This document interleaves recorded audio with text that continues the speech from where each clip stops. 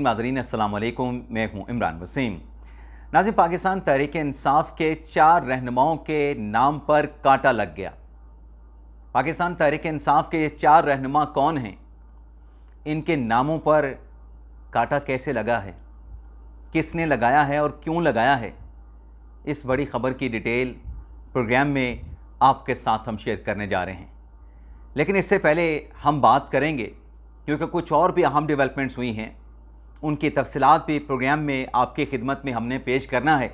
तो सबसे पहले हम बात करेंगे जो 190 मिलियन पाउंड केस के मफरूर इश्तिहारी मुल्ज़मान की जो प्रॉपर्टीज़ नीलाम करने की आज डेडलाइन थी, तो प्रॉपर्टी नीलाम कर दी गई है।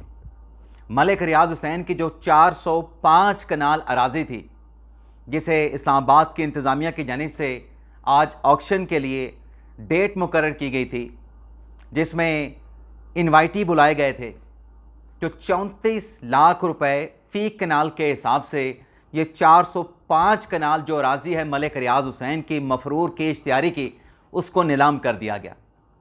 जबकि फ़रा ख़ान जो दूसरी मफरूर मुल्ज़मा हैं, उनकी जो 205 कनाल अराज़ी थी, 205 नहीं 248 कनाल जो अराज़ी थी, उसका कोई ख़रीदार भी नहीं आया।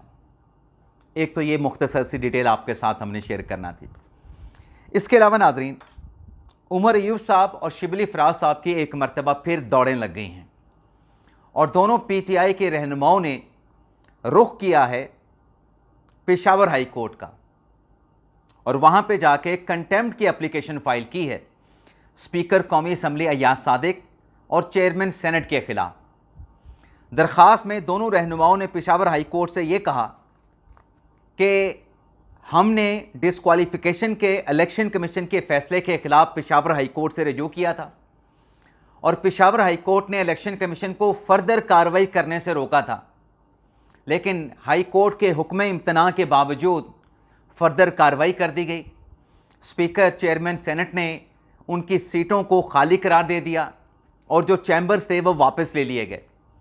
तो दरख्वास्त में कहा गया है कि डी सीटिंग का ये जो फ़ैसला है पेशावर हाई कोर्ट के हुक्म की, पेशावर हाई कोर्ट के फ़ैसले की खिलाफ वर्जी है और तौहीन अदालत है। अब देखते हैं पेशावर हाई कोर्ट पे इन दरख्वास्तों पे कल समाअत होती है, उम्मीद है कि कल समाअत हो जाएगी, तो वहाँ से क्या डेवलपमेंट होती है। लेकिन आपको ये बताना भी ज़रूरी है कि जिस रोज़ पेशावर हाई कोर्ट का ये हुक्मनामा सामने आया था कि अदालत ने, हाई कोर्ट ने इलेक्शन कमीशन को फ़र्दर कार्रवाई करने से रोक दिया है, मैंने उसी दिन आपको बता दिया था कि कौन सी फ़र्दर कार्रवाई, सारी कार्रवाई तो मुकम्मल हो चुकी है। इलेक्शन कमीशन ने डी सीट कर दिया है, नाअहल कर दिया है और फर्दर कार्रवाई के लिए स्पीकर और चेयरमैन सेनेट को लिख दिया है। उसके बाद तो इलेक्शन कमीशन के हाथ में कुछ है ही नहीं।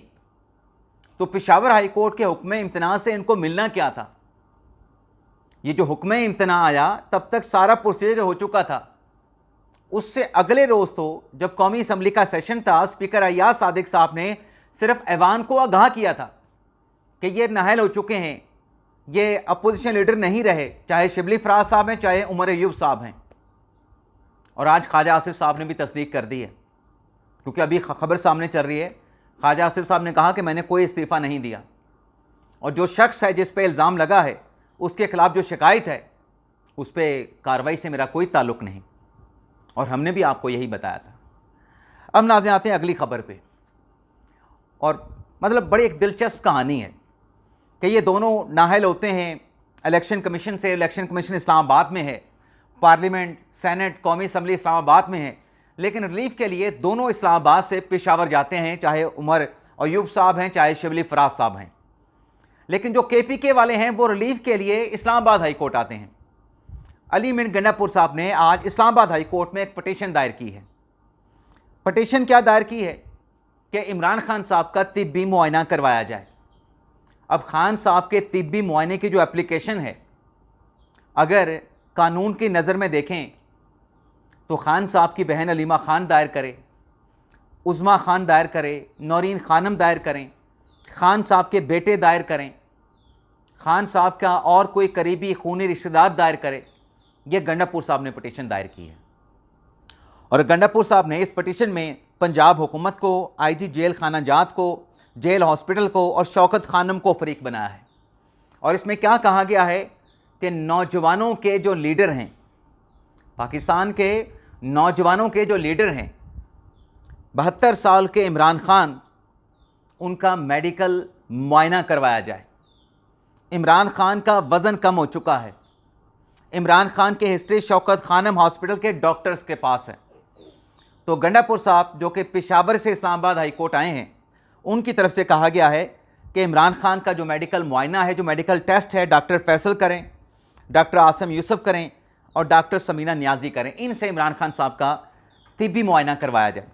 अब देखते हैं इस दरख्वास्त के ऊपर क्या इस्लामाबाद हाई कोर्ट में डेवलपमेंट होती है, पेशरफ्त होती है, उससे मुतल्लिक भी आपको आगाह करेंगे। अब आते हैं नाज़रीन, जो ATC अदालत लाहौर ने 9 मई के 2 मुकदमात का जो फ़ैसला सुनाया है। अब इस फैसले में शाह महमूद कुरैशी साहब जो कि पाकिस्तान तहरीक इंसाफ के वाइस चेयरमैन हैं, उनको दोनों मुकदमात में बरी कर दिया गया है।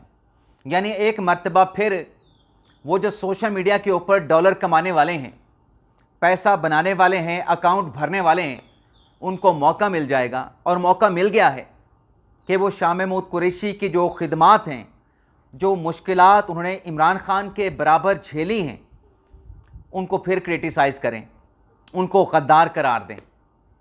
हालांकि अदालत ने शवाहिद की बुनियाद पे, क्योंकि शाह महमूद कुरैशी के खिलाफ कोई शवाहिद नहीं, वो कराची में थे, उनको डिस्क्वालीफाई नहीं किया, उनको बरी कर दिया। यास्मीन राशिद साहबा को, एजाज चौधरी साहब को 10 साल की सज़ा सुना दी गई। लेकिन इन दोनों फैसलों में जो आज ATC अदालत लाहौर ने सुनाए हैं, पाकिस्तान तहरीक इंसाफ के 4 नए रहनुमा, 4 नए पार्टी के रहनुमा, जिसमें महमूद रशीद साहब हैं, जिसमें साबिक गवर्नर पंजाब उमर सरफराज चीमा साहब हैं, जिसमें सनम जावेद साहबा हैं, आलिया हमज़ा साहबा हैं, इनको भी नाअहल कर दिया है। यानी महमूद रशीद साहब को दोनों मुकदमात में 10 साल की सज़ा, उमर सरफराज चीमा साहब को भी दोनों मुकदमात में 10 साल की सज़ा, और सनम जावेद और आलिया हमज़ा को 5 साल की सज़ा जो है ATC अदालत फैसलाबाद ने सुनाई है। अब इन सज़ाओं के बाद ये डिस्क्वालीफाई हो चुके हैं, ये इलेक्शन नहीं लड़ सकते, रुकने पार्लिमान नहीं बन सकते, इलेक्शन लड़ने के लिए नाअहल हो चुके हैं और 5 साल के लिए अब ये फारिग हैं, ये जेल में चले गए हैं।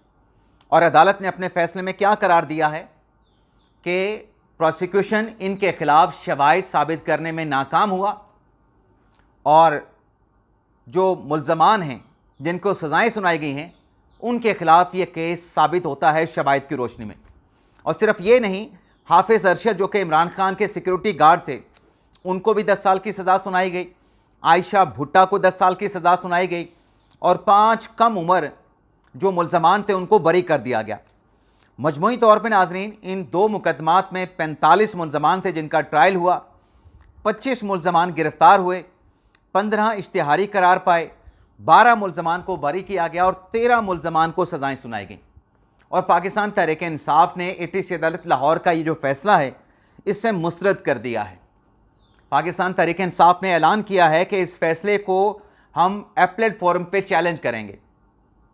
और बैरिस्टर गौहर साहब ने, पाकिस्तान तहरीक इंसाफ के रहनुमा जो कि कौमी असम्बली के इजलास में पहुँचे थे, जब ये फ़ैसला आया तो असम्बली के इजलास की कार्रवाई का बाइकआउट किया गया, शोर शराबा वहाँ पे किया गया, फ़ैसले के ख़िलाफ़ एहतजाज किया गया। फिर असम्बली से वॉकआउट करके बाहर आए, खिताब किया मीडिया के साथ और फ़ैसले की मज़म्मत की गई। फ़ैसले की मज़म्मत के साथ आप ये देखें कि 9 मई की मज़म्मत भी की चेयरमैन तहरीक इंसाफ बैरिस्टर गौहर अली खान साहब ने। एक तरफ आप सज़ा की मज़म्मत कर रहे हैं, दूसरी तरफ आप वाक़े की मज़म्मत कर रहे हैं। मतलब आप क्या है कह रहे हैं? जब आप मान रहे हैं कि 9 मई गलत हुआ था, तो फिर सज़ाएँ कैसे गलत हो सकती हैं? अगर 9 मई सही है तो फिर सज़ाएँ भी दुरुस्त हैं। और वहाँ पे असद कैसर साहब ने कहा कि हम ये जो ऑपरेशन बाजोड़ में हो रहा है, ये ऑपरेशन हम अपने सूबे में नहीं करने देंगे, किसी सूरत ऑपरेशन की इजाज़त नहीं देंगे। तो क्या जो बाजोड़ और इतराफ़ के जो लोग हैं, उन्हें दहशत गर्दों की महरूने मिन्नत छोड़ना चाहते हैं? सूबाई हुकूमत का इलाका है, सूबाई हुकूमत वहाँ पे कुछ नहीं कर रही। तो क्या वहाँ पे जो रियासत की रिट है, नेशनल एक्शन प्लान के तहत, क्या उस रिट को कायम करना रियासत की ज़िम्मेदारी नहीं? क्या लोगों को दहशतगर्द अनासर से बचाना, उनकी प्रॉपर्टीज़, उनके इमलाक को बचाना, उनके कारोबार को बचाना, क्या ये रियासत की जिम्मेदारी नहीं? और किस लिए कहा जाता है कि अब बाजोड़ में ऑपरेशन होने नहीं देंगे? किसको सपोर्ट करने के लिए? इससे क्या पैगाम जाता है? आलमी सतह पे क्या पैगाम जाता है कि पाकिस्तान की सियासी क़यादत जो कि हुकूमत में है वो दहशत गर्दों के खिलाफ ऑपरेशन नहीं करने दे रही? क्या वो तालिबान के हमायती हैं? इसके अलावा नाज़रीन, जहां ये 4 नए लोग पाकिस्तान तहरीक इंसाफ के रहनुमा नाअहल हुए हैं, उन्हें कन्विक्ट किया गया है, इनको भी गिरफ्तारियां देना पड़ेंगी। यानी बाकी तो सब गिरफ्तार हैं, सनम जवेद और आलिया हमज़ा, इनको गिरफ्तारियां देना पड़ेंगी। जैसे आज जरताज गुल साहबा की एतराज़ात के साथ अपील लगी तो लाहौर हाई कोर्ट की चीफ जस्टिस आलिया नीलम साहबा ने कहा, अच्छा मैं भूल जाता हूँ, माजरत के साथ मैं भूल जाता हूँ, बाज़ औक़ात आलिया हमज़ा का नाम जो है आलिया नीलम कह जाता हूँ, तो मैं आपसे माफ़ी चाहता हूँ। Chief Justice Lahore High Court Aliya Neelam साहबा और तहरीक इंसाफ की रहनुमा आलिया हमज़ा साहबा, अब इनको गिरफ्तारी देना पड़ेगी, सनम जवेद और आलिया हमज़ा को। और लाहौर हाई कोर्ट की चीफ जस्टिस ने कहा कि जरताज गुल को सरेंडर करना पड़ेगा, सरेंडर के बगैर उनकी एतराज़ात के साथ अपील भी नहीं सुनी जा सकती, तो गिरफ्तारियां इनको देना पड़ेंगी। और इन गिरफ्तारियों पे और गिरफ्तारियां ना देनों पे और अदालती फैसलों पे तहरीक इंसाफ की जो क़यादत है वो सर पकड़ के बैठ की कि अब करना क्या है। रोज़ फैसले आ रहे हैं और दूसरे दिन फैसला आ रहा है और तहरीक इंसाफ के लोगों की जेलों में जाना उनके मुकद्दर में लिखा जा चुका है। इन फैसलों के बाद पीछे कौन बचेगा, कौन नहीं बचेगा? और उधर पंजाब की तो चीफ ऑर्गेनाइजर थी आलिया हमज़ा साहबा, तो पंजाब में हमाद अज़हर साहब ने तो सदारत छोड़ दी थी, लेकिन हमाद अज़हर साहब के जो नॉमिनेशन पेपर थे NA 129 से आज एक्सेप्ट हो गए, उनको इलेक्शन लड़ने की इजाज़त मिल गई है। उनके नॉमिनेशन पेपर की जांच पड़ताल मुकम्मल होने के बाद उनके नॉमिनेशन पेपर दुरुस्त करार दिए गए हैं। और बाकी जो नून लीग के उम्मीदवार थे, जो पीपल्स पार्टी के थे, उनके नॉमिनेशन पेपर भी एक्सेप्ट हुए। लेकिन खान साहब का फैसला ये है कि हमने बाइकआउट करना है। बाइकआउट करना है तो फिर ये नॉमिनेशन पेपर और उन नॉमिनेशन पेपर की जांच पड़ताल जाके करवाना, नॉमिनेशन पेपर एक्सेप्ट हो जाना, ये सब क्या है? किसकी आंखों में धूल झोंका जा रहा है? अगली खबर नाज़रीन, दूसरा सेगमेंट है जो मोदी सरकार और भारतीय अफवाज की तरफ से दावा किया गया 3 माह के बाद कि पाकिस्तान के 6 त्यारे मार गिराए। अच्छा, कौन से त्यारे हैं ये भी नहीं पता। एक F-16 का दावा किया गया कि 5 लड़ाका हैं और एक पाकिस्तान का दूसरा त्यारा था। तो इस पे भारत के दिफाई तजियाकार हैं परवीन साहनी, उनके तरफ से कहा गया है कि ये जो दावा है मोदी सरकार और भारतीय अफवाज का कि पाकिस्तान के 6 त्यारे भारत ने मार गिराए हैं, ये मशकूक दावा है। 3 माह के बाद ये दावा किया गया, अगर भारतीय फौज ने पाकिस्तान का F-16 गिराया था तो कैसे हो सकता है कि 3 माह तक उसकी तस्दीक ना हो सके, भारत भी खामोश बैठा रहे और पूरी दुनिया खामोश बैठी रहे। तो भारत के अपने लोग, अपने सहाफ़ी, अपने दिफाई तजियाकार भारतीय फौज, भारतीय आर्मी चीफ के, भारतीय एयर चीफ के इस दावे को झूठा करार दे रहे हैं। और उधर इलेक्शन में धांधली के इल्ज़ाम पे जो राहुल गांधी ने प्रेस कॉन्फ्रेंस की थी और एहतजाज इलेक्शन कमीशन के खिलाफ उन्होंने किया था, राहुल गांधी को गिरफ्तार कर लिया गया, प्रियंका जो गांधी थी उनको गिरफ्तार कर लिया गया, प्रियंका चोपड़ा कहने लगा था, और फिर 2 घंटे के बाद उनको छोड़ भी दिया गया। और ऊपर से इंडियन जो चीफ ऑफ डिफेंस स्टाफ हैं वो धमकियां दे रहे हैं पाकिस्तान को। क्या धमकियां दे रहे हैं? नई जंग की धमकी दी जा रही है। कैसे धमकी दी जा रही है नाज़रीन, मैं आपको उनका स्टेटमेंट दिखाता हूँ।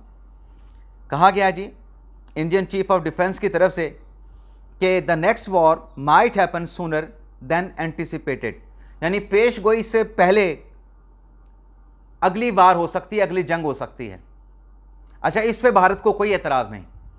जो आर्मी चीफ आसिम मुनीर ने भारत को मुंह तोड़ अमेरिका में ठहर के जवाब दिया है, उस पे इंडियन मीडिया और इंडियन सरकार, मोदी सरकार ववेला कर रही है। क्या कहा है आर्मी चीफ ने नाज़रीन, सुन लें। We will start from the India east, targeting their most valuable resources and move westward, कि मशरिक से शुरू करेंगे जहाँ पे भारत के कीमती असासे हैं, यानी हथियार हैं, और वहाँ से मशरिक की तरफ आएंगे, यानी पाकिस्तान की तरफ, उधर से शुरू करेंगे और फिर पाकिस्तान की तरफ आएंगे। तो इस पे भारत ववेला कर रहा है कि हमारे आर्मी चीफ ने, फील्ड मार्शल आसिम मुनीर ने ऐसा क्यों कहा। भाई पहले आपकी आर्मी चीफ की जरूरत कैसे हुई? पहलगाम के वाक़े का इल्ज़ाम आपने लगाया, आज तक आपने क्या सबूत दिए? अब आप 6 लड़ाका तैयारे मार गिराने का दावा कर रहे हैं, उसका सबूत भी आपके पास कोई नहीं। और फिर आर्मी चीफ ने यह भी कहा, the Indus river is not India family property, कि इंडिया की कोई ख़ानदानी प्रॉपर्टी नहीं है दरिया Sindh. We have no shortage of missile, अल्हम्दुलिल्लाह, हमारे पास मिज़ाइलों की कोई कमी नहीं है। यह आर्मी चीफ ने उनको अल्टीमेटम भी दे दिया है कि अगर डैम बनाओगे, कुछ हरकत करोगे, पानी रोकोगे, पानी का रुख मोड़ोगे, तो मिज़ाइल मार के उस ढांचे को, उस स्ट्रक्चर को तोड़ देंगे, तबाह कर देंगे। पाकिस्तान का पानी रोकने की जरूरत ना करना बल्कि सोचना भी नहीं। इजाज़त चाहते नाज़रीन, अल्लाह हाफ़िज़।